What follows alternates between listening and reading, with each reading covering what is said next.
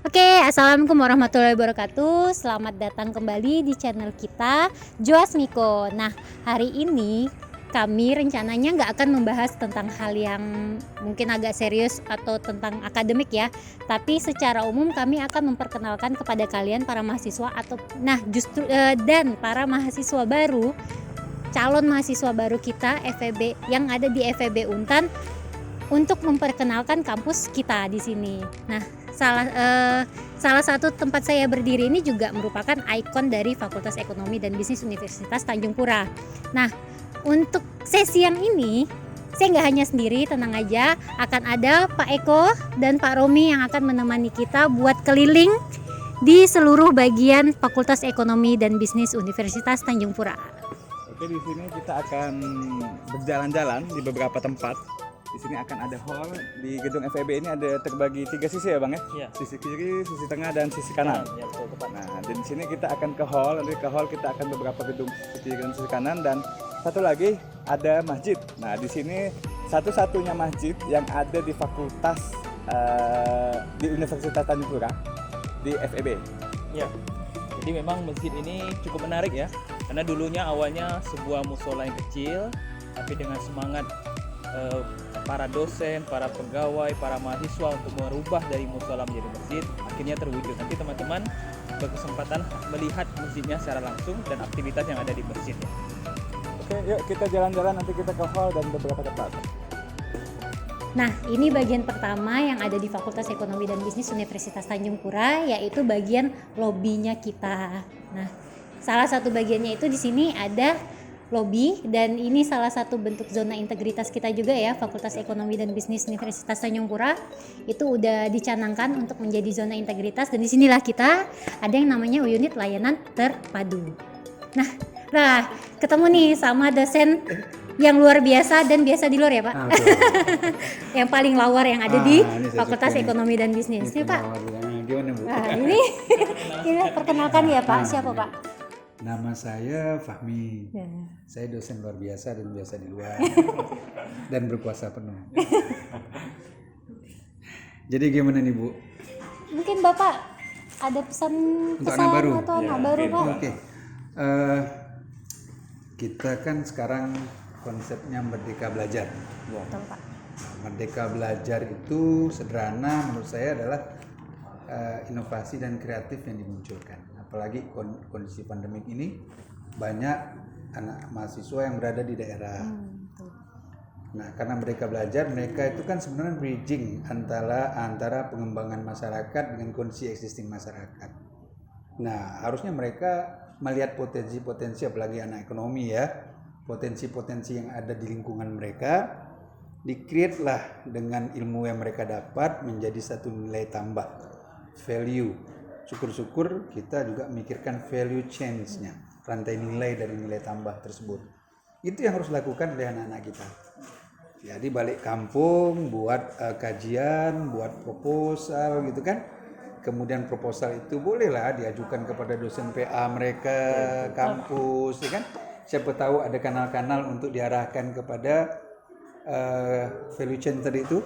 Misalnya ada dosen pendampingnya nanti, atau dosen PA itu pergi ke desa itu, melihat potensi desa tadi yang dikaji oleh mahasiswa, di-create atau di-linkek dengan dana desa ataupun BUMDes, apapun lah kan.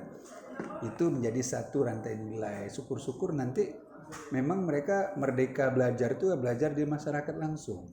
Betul Pak. Kita kan di sini hanya sebagai inkubator saja, ini kan kampus ini sebetulnya. Justru pembelajaran itu lebih banyak di Langsung ke masyarakat. Langsung. Makanya saya kan dosen luar biasa dan biasa di luar nih. Karena biasa di luar, rasanya gap antara industri dengan akademisi itu harusnya makin sempit. Betul. Bukan makin melebar. Harusnya apa yang kita kaji di kampus itu bermanfaat di masyarakat atau di industri.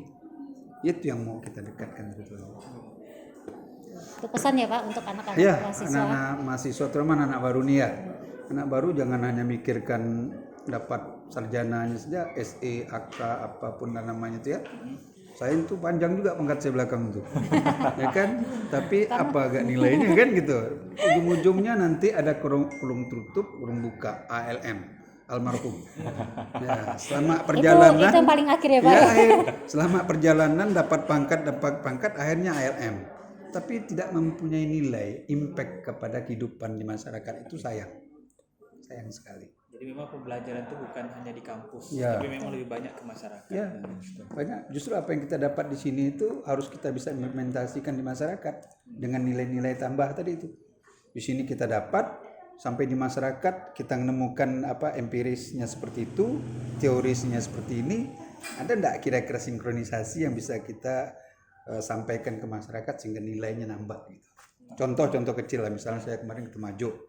Sampai di Temajo itu 9 ton di Sambas itu kan 9 ton naiknya ubur-ubur. Ubur-ubur. Akibat Ya karena memang setiap hampir beberapa tahun tuh 9 ton tumbuh gitu, berlampar di pantai gitu kan. 9 ton itu 1 kilo 2.000 dibeli, itu pun mau dibeli, sisanya busuk gitu aja. sayang ya. Nah dengan create value, nilai tambah, Intermezzo ya. intervensi Diperhatikan dari jauh. maklum lah kita nih artis juga. Nah dengan meng-create value yang tadi 2.000 kita buat sop ubur-ubur. 1 kilo itu sampai bisa jadi macam pop mie itu 10 cup. 1 cup itu kurang lebih harga 10.000, kalikan 10, 100.000, bayangkan 2.000 menjadi 100.000, itu kan create value namanya. Ciptakanlah, itu tugas-tugas kita orang akademisi. Ya, dibimbing oleh pembimbing-pembimbingnya, dosen-dosen yang memang capable untuk itu kan. Adalah, jangan hanya ekonomi, kita ini kan banyak fakultas lain. Kerjasama lah, anak-anak baru nanti jangan hanya kawannya orang ekonomi aja. Betul Pak. Orang ekonomian yang hitung-hitung duit katanya. Yang punya produk tuh anak MIPA, pertanian, perikanan dan segala macam. Betul Pak. Oke, terima kasih banyak informasinya Pak. Luar Bisa biasa, ya, bermanfaat numpang sekali, lewat Pak. nih. Ini memang dibutuhkan Pak. Jadi inspirasi betul. tadi ya. Iya betul. Jadi mahasiswa baru datang ke kampus sudah dapat inspirasi dulu. Iya. Sebelum belajar sudah dapat inspirasi dari Pak Fahmi. Wah. Terima kasih Pak Fahmi atas waktunya. Sama-sama. Kami lanjut lagi ke Perkenalan daerah lain Pak. Sukses selalu. terima kasih. Untuk kawan-kawan, jadilah penginspirasi, jadi penggenap, Amin. jangan pengganjil. Siap Pak, siap. Penggenap berartinya orang masalah, kita yang genapkan, menyelesaikan masalah, bukannya troublemaker. Betul. Ya, Terima siap kasih, ya, Pak. sama-sama Pak ya. Sukses Terima kasih, ya. Pak. Ya, Assalamualaikum. Nah, terus kita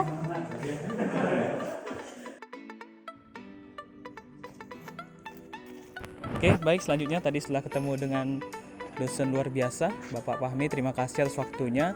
Kita ke tempat venue yang ketiga. Ini sebenarnya tempat air mancur. Nanti rekan-rekan mahasiswa bisa melihat lebih jelas nanti ketika sudah hadir di Fakultas Ekonomi. Dan di sebelah kiri kita ini gedung utama, tempat aktivitas semua dosen ya, dosen, mahasiswa dan pegawai. Di sini ada ruang WD3, Wakil Dekan Bidang Kemahasiswaan dan Alumni, terkait dengan pengurusan aktivitas mahasiswa, baik itu prestasi, beasiswa dan sebagainya. Jadi teman-teman nanti bisa langsung ke ruang WD3 itu terkait dengan urusan mahasiswa ya, terkait beasiswa, prestasi dan sebagainya. Dan kegiatan mahasiswa juga dilindungi oleh Wakil Dekan Bidang Kemahasiswaan, yaitu Bapak Juanda ya. Nah, selanjutnya di sini ada Wakil Dekan 2 ya, bidang keuangan ya. Ada Pak Dr. Haryono ya sebagai pimpinannya. Nanti teman-teman bisa berkaitan dengan masalah keuangan fakultas atau keuangan mahasiswa yang bermasalah, bisa kita diskusikan lebih lanjut terkait dengan hal tersebut ya. Ya, di WD1 ya, ini ada stafnya bersama saya. Ini Pak Eko, ini luar biasa. Dan di WD1 itu pimpinannya adalah Pak Mus'an Sulaiman ya, sebagai pimpinan Wakil Dekan Bidang Akademik ya. Jadi terkait dengan perkuliahan mahasiswa baru nanti akan berurusan dengan Pak Eko jika terjadi masalah ya, atau cuti atau nilainya bermasalah dan sebagainya. Oke, saat ini kita berada di depan ruang dekan dan kebetulan dekan Fakultas Ekonomi dan Bisnis saat ini adalah Dr. Bakah. Nah, dan di depan situ adalah ruang Profesor Samsudin Jamal, MSc. Nah, di sini biasanya digunakan untuk rapat-rapat dosen ataupun kegiatan-kegiatan mahasiswa ataupun kegiatan oleh mahasiswa ataupun dosen. Oke, kita lanjut lagi ke tempat berikutnya. Mungkin Pak Eko, maju Pak. ke masjid Pak. Oke, terima kasih. Kita lanjut lagi ya teman-teman. Jangan kemana-mana.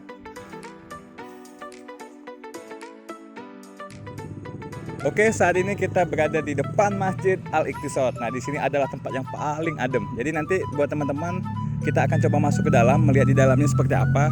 Karena masjid ini kalau saya lihat masjidnya paling enak dilihat dan di dalam adem. Yuk kita masuk ke dalam. Oke, kita sudah ada di masjid. Nah, ntar lagi kita akan masuk ke dalam. Kenapa tadi saya bilang adem? Karena di dalam full AC. Nah, jadi nanti untuk mahasiswa silahkan sholat di sini, kita penuhi rumah Allah. Mudah-mudahan semuanya dapat berkah. Yuk, coba kita masuk ke dalam, melihat kondisi dalam seperti apa.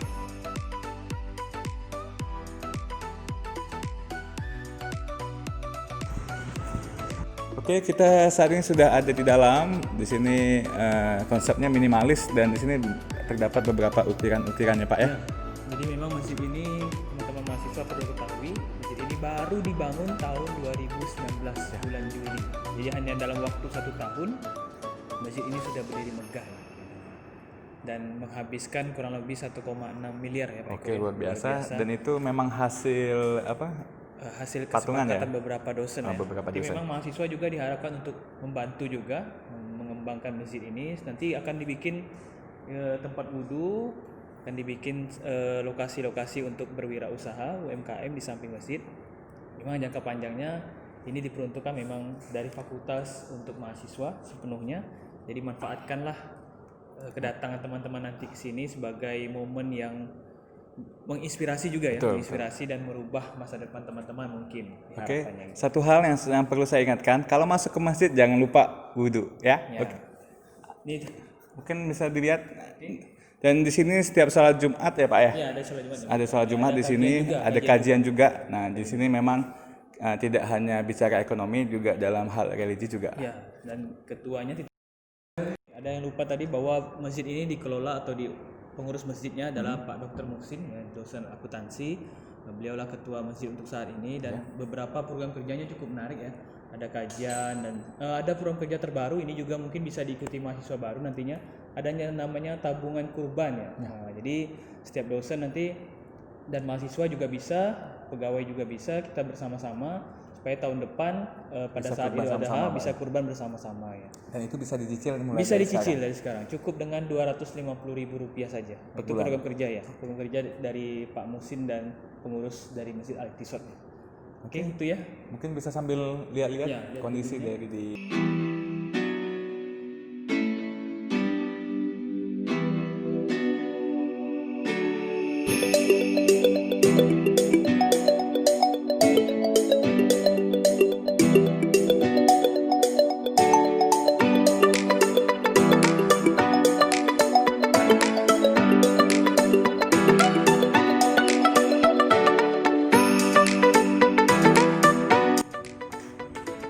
Nah, itu tadi ronde pertama kita untuk mengelilingi Fakultas Ekonomi dan Bisnis Universitas Tanjung Pura. Tadi kita udah datang ngeliatin bagian ikoniknya dari FEB, terus kita udah ke bagian lobi ketemu sama Pak Fahmi.